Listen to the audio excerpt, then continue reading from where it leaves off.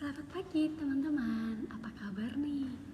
Oke, hari ini kita akan melanjutkan pembelajaran kita dalam pembelajaran agama Kristen. Sebelum kita mulai kelas, mari kita bersatu di dalam doa. Mari berdoa. Tuhan Yesus, kami bersyukur buat pagi hari ini. Sebentar kami akan mulai kelas kami, Tuhan memberkati. Di dalam nama Tuhan kami Yesus Kristus yang berdoa. Amin. Nah teman-teman, hari ini kita akan belajar satu topik yang baru, yaitu tentang berubah dan menjadi baru. Mari menyimak paparan materi yang akan Bu Enti jelaskan dalam video kali ini. Nah teman-teman, pelajaran kita hari ini tentang berubah dan menjadi baru memberikan gambaran bahwa perubahan hidup itu mungkin terjadi pada manusia atau siapapun di dunia ini. Nah, yang perlu kita ketahui bahwa perubahan itu terjadi tidak begitu saja, teman-teman. Pasti ada proses yang membuat perubahan itu terjadi.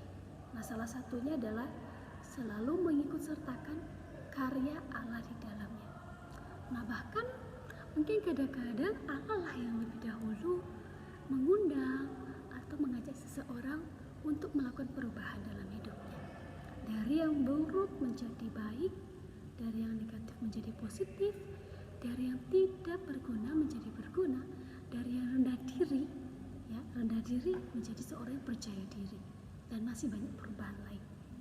Nah, dalam pembelajaran kali ini kita akan belajar dari satu tokoh, yaitu tokoh Saulus. Saulus dahulu suka menganiaya jemaat Kristus. Saulus yang dahulu selalu merancangkan kejahatan untuk membinasakan orang-orang percaya kepada Kristus. Kita temukan dalam banyak-banyak surat-suratnya itu dia sudah mengalami perubahan dari yang menganiaya jemaat menjadi seorang rasul Kristus yang luar biasa, teman-teman.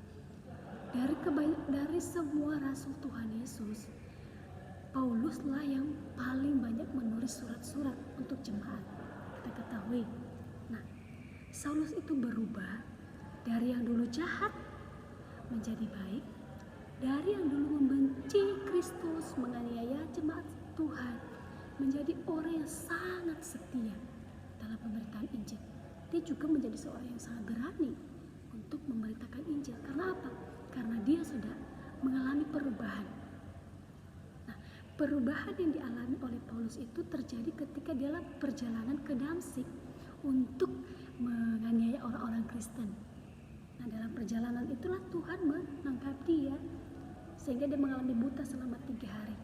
Dan akhirnya Roh Kudus meminta Ananias untuk datang kepada Paulus sehingga dia bisa dibaptis dan mengalami perubahan hidup melalui Ananias yang dipercayakan oleh Tuhan mengarahkan dia untuk dibaptis saat itu. Dia mengalami buta 3 hari, dan setelah dia mengalami Kristus dalam hidupnya, dia berubah total. Nah, pertobatan Saulus ini bisa teman-teman baca dalam Kisah Para Rasul pasal 9 ayat 1 sampai 19. Salah satu hal yang menarik adalah pertobatan Saulus adalah pertobatan yang sangat terkenal.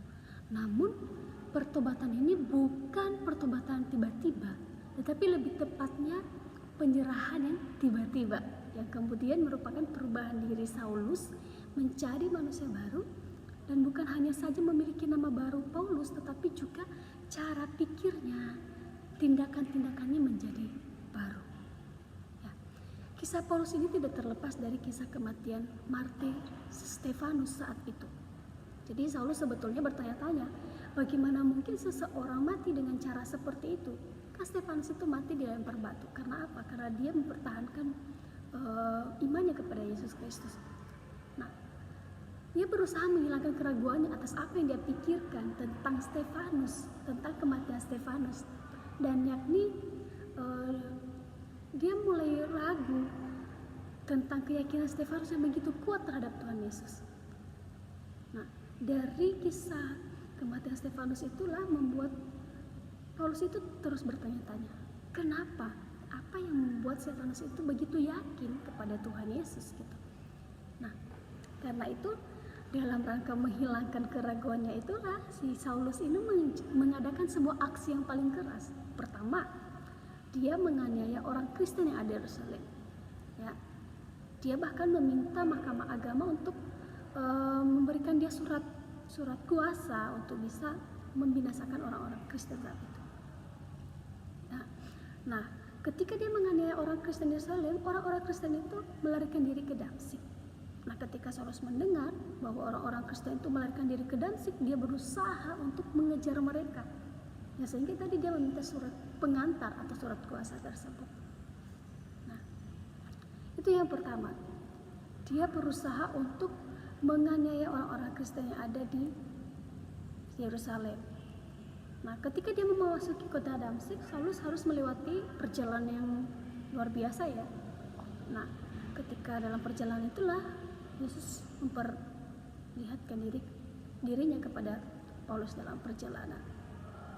Nah, ketika bertemu dengan Kristus, ketika Saulus telah bertemu dengan Kristus, Tuhan yang benci dan Tuhan yang dia aniaya, yang pada awalnya Saulus itu melakukan apa yang ia suka, apa yang ia pikir baik, dan apa yang ia mau, tapi setelah bertemu dengan Kristus, Saulus berubah menjadi Paulus, dan kini Paulus melakukan apa yang Kristus kehendaki bagi dirinya. Bukan lagi apa yang Paulus pikirkan baik, tapi apa yang baik untuk melakukan kehendak Tuhan.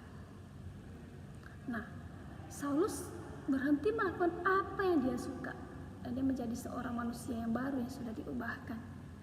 Ia meninggalkan hidupnya yang lama dan meninggalkan juga cara hidupnya yang lama, dan menjalani cara hidup yang baru sebagaimana orang yang sudah mempercayai Kristus. Ya, kembali Bu Henti ingatkan bahwa dahulu itu Paulus itu adalah seorang yang menganiaya jemaat Kristen. Sekarang ia menjadi rasul orang Kristen yang memberitakan pengajaran kebenaran tentang Yesus yang dapat menyelamatkan umat manusia. Nah, sebenarnya proses perubahan diri itu seperti apa sih? Ya, mungkin kita sering melakukan hal seperti itu. Kadang-kadang kita sering menyalahkan orang lain dan hanya meminta orang lain yang berubah. Kadang kita tidak mau berubah. Mengapa? Karena kita itu selalu merasa kita benar, kita di posisi yang benar, kita tidak berada di posisi yang salah. Nah, teman-teman, selalu merasa diri paling benar tidak akan pernah membuat orang berubah. Yaitu sama saja dengan orang sakit tidak akan pernah mau berobat ke dokter atau ke rumah sakit selama ia merasa dia itu tidak sakit gitu. Tidak ada orang yang mau berobat jika merasa tidak sakit. Ya, jelas itu. Mungkin kita tidak akan pernah mau pergi ke dokter, tapi mungkin pikir itu akan buang-buang uang saja. Saya kan nggak sakit gitu. Nah, padahal itu sangat berbahaya misalnya. Nah, kita itu perlu memeriksa diri kita secara rutin untuk memastikan apakah tubuh kita ini sehat atau tidak. Nah, demikian juga dalam hal kata-kata, dalam hal sikap dan perbuatan kita. Kita pun perlu selalu memeriksa apakah kata-kata yang keluar dari mulut kita ini, apakah sikap kita, apakah perbuatan kita ini menyakiti orang lain, menyakiti Tuhan tanpa kita sengaja atau sengaja. Jika ya, berarti kita perlu menjalani atau kita itu perlu berubah. Jika selama ini kata-kata kita selalu menyinggung perasaan orang lain, jika selama ini sikap kita selalu membuat orang lain sedih, perbuatan kita selalu membuat orang lain tersakiti, itu tandanya kita harus berubah.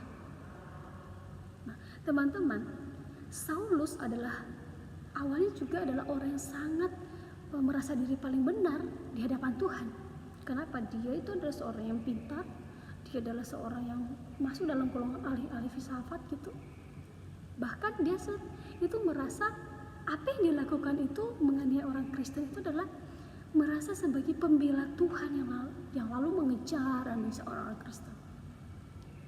Orang yang saleh, ya teman-teman perlu tahu bahwa orang yang saleh belum tentu dapat bersikap baik terhadap orang lain yang tidak seide ya, yang tidak sependapat, yang tidak seagama, yang tidak sekeluarga atau yang tidak satu sekolah mungkin. Nah, karena itu kita harus perlu berhati-hati. Mari kita periksa diri kita. Apakah diri kita ini perlu berubah, atau kita selama ini merasa, oh saya selalu benar kok, saya sudah ada di posisi yang benar. Mari kita introspeksi diri kita. Apa yang harus kita lakukan? Seperti apa proses perubahan yang harus kita alami? Nah, orang juga mungkin sering minta maaf dan karena dia itu merasa dia melakukan kesalahan, dia meminta maaf kepada orang lain. Tapi seringkali orang juga ketika dia melakukan kesalahan, dia tidak mau minta maaf. Kenapa? Karena dia merasa bahwa saya sudah berada di posisi benar. Untuk apa saya minta maaf? Untuk apa saya harus ngemis-ngemis minta maaf kepada dia? Itu adalah sesuatu yang tidak baik. Ketika kita tahu kita melakukan kesalahan, baik itu kesalahan dari diri kita atau kesalahan dari orang lain, kalau kita tahu itu salah, harusnya kita melakukan satu tindakan, yaitu minta maaf.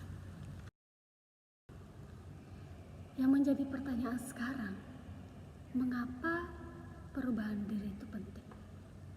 Nah, teman-teman, kita atau setiap kita itu adalah makhluk individu, dan juga kita adalah makhluk sosial.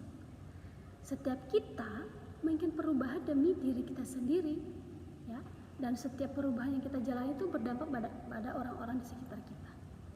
Nah, pada saat yang sama juga di dalam kehidupan iman kita juga mengharapkan berbagai perubahan terjadi pada orang-orang yang mengelilingi kita, yang membuat keadaan kita akan menjadi lebih baik dan sejahtera. Nah, dalam banyak hal mungkin kita menuntut orang-orang di sekitar kita itu untuk berubah sejalan dengan keinginan kita, sejalan dengan harapan kita. Akan tetapi kita juga perlu melihat mereka seperti melihat diri kita sendiri. Ya. Kita harus bisa melihat orang lain itu seperti diri kita sendiri, dengan kacamata atau dengan cara pandang yang benar dan positif, agar perubahan yang kita tuntut terjadi pada orang lain itu juga terjadi pada diri kita. Itu adalah sesuatu yang benar. Perubahan ini diperlukan agar pemahaman kita ini tidak sempit, tidak monoton begitu saja. Tetapi kita perlu terus-menerus belajar, menyelidiki hati kita, menyelidiki pikiran kita, agar tidak dipenuhi dengan pikiran-pikiran yang jahat atau negatif semata terhadap sesama kita khususnya. Yang perlu diketahui adalah perubahan hidup itu meliputi 3 hal. Yang pertama, pikiran. Yang kedua adalah sikap. Dan yang ketiga adalah tingkah laku. Nah, pikiran, sikap, dan tingkah laku ini merupakan ciri seorang Kristen yang mengalami pertumbuhan iman. Ya, ketika dia mengalami perubahan dalam pikiran, sikap, dan tingkah laku, itu adalah salah satu ciri seorang Kristen yang mengalami pertumbuhan iman. Tidak monoton hanya sampai di situ saja. Sekali lagi perlu disadari bahwa fisik yang bertumbuh tidak berarti juga iman kita juga ikut bertumbuh. Ada orang yang mungkin fisiknya bertumbuh menjadi dewasa, tapi imannya kendor begitu saja, monoton begitu saja, tidak mengalami iman yang hidup bersama dengan Tuhan. Nah, mengubah pemahaman kita yang salah dengan pemahaman yang baru itu adalah sesuatu yang benar. Mengubah sikap-sikap buruk kita menjadi lebih baik itu adalah salah satu ciri pertumbuhan iman kita kepada Yesus. Nah, untuk materi hari ini kita cukupkan sampai di sini. Nah, Bu Henti punya tugas untuk anak-anak, yaitu menuliskan sebuah cerita tentang diri teman-teman sendiri. Ya, dalam hal-hal apa saja yang menurut teman-teman itu perlu diubah dalam diri teman-teman. Jadi dalam tugas kali ini teman-teman diminta untuk menceritakan, atau ini menjadi sebuah komitmen yang baru untuk berubah menjadi lebih baik. Jadi mungkin Bu Henti tidak tahu apa yang perlu diubah dari teman-teman. Teman-teman mungkin akan tahu sendiri, mungkin dalam hal belajar, dalam hal apa lagi mungkin yang teman-teman lebih tahu. Silakan ditulis bagaimana proses perubahan yang mau teman-teman lakukan. Jadi silakan mengerjakan tugas ini, dan tugas ini bisa di-upload di Google Classroom. Terima kasih. Sebelum kita menutup kelas hari ini, Bu Inti akan memimpin kita di dalam doa. Mari berdoa. Tuhan Yesus, terima kasih untuk hari ini. Kami sudah belajar mengenai perubahan hidup, dan salah satunya kami belajar dari Paulus. Terima kasih buat perkenananmu Tuhan. Kami akan mengakhiri kelas ini. Dalam nama Tuhan kami Yesus Kristus berdoa. Amin. Selamat pagi, Tuhan Yesus memberkati.